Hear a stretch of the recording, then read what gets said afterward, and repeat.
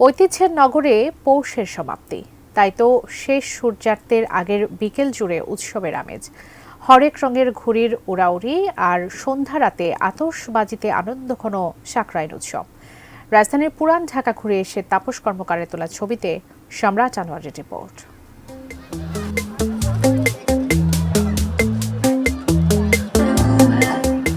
ঘুড়ির উড়াউড়ি দেখে কাটলো এক বিকেল, যখন আকাশ দখলে নিয়েছিল ঘুড়ি প্রেমীরা। কত রঙের কত ধরনের যে ঘুড়ি ছিল তার ইয়ত্তা নাই। তার চেয়ে সহজ হলো ঘুড়ির উড়াউড়ি দেখে মুগ্ধ হওয়া।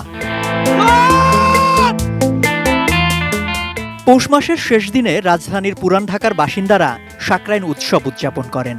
মাস কয়েকের প্রস্তুতি আর দিনভর ব্যস্ততা বিকেলে এসে মহাসমারোহে রূপ নেয়। আকাশ জুড়ে বসে ঘুড়ির মেলা। বাইরের এলাকার বিশৃঙ্খলতা নাই, সব নিজেরা খুব ভালোভাবে মজা করতে পারতেছে। আমরা সেই সময় ঘুড়ি উড়তাম, এখন ঘুড়ির থেকে বেশি হয় সাউন্ড সিস্টেম।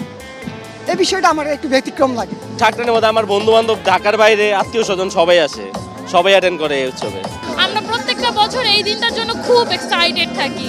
পুরান ঢাকার বাসিন্দাদের পাশাপাশি সর্বজনীন এই উৎসবে অংশ নিতে আসেন নানা জায়গার মানুষ। তবে কথা বলে জানা যায়, এবারের আয়োজনের জৌলুস নাকি কিছুটা কম। দেশের পরিস্থিতির কারণে আমাদের ঘুড়ি উৎসবটা এইবার খুবই ডাউন, বাট এনজয় করছি, এটাই সবচেয়ে বড় কথা। শিয়া বাটার ও ভিটামিন ই সমৃদ্ধ lily glam beauty soap. Lily, always beautiful. এটাতে 4টা গুটি কেটেছি, এর আগে আরো অনেকগুলি গুটি কেটেছিলাম, 12টা এক গুটি দিয়ে কেটেছি। অনেক জায়গা থেকে আমাদের এই জায়গা আসে অনেকজনে ঘুরতে, যেরকম আপনার ধানমন্ডির সাইড থেকে, যেমন নিউ টাউনের সাইড থেকে, আমাদের ওল্ড টাউনে আসে।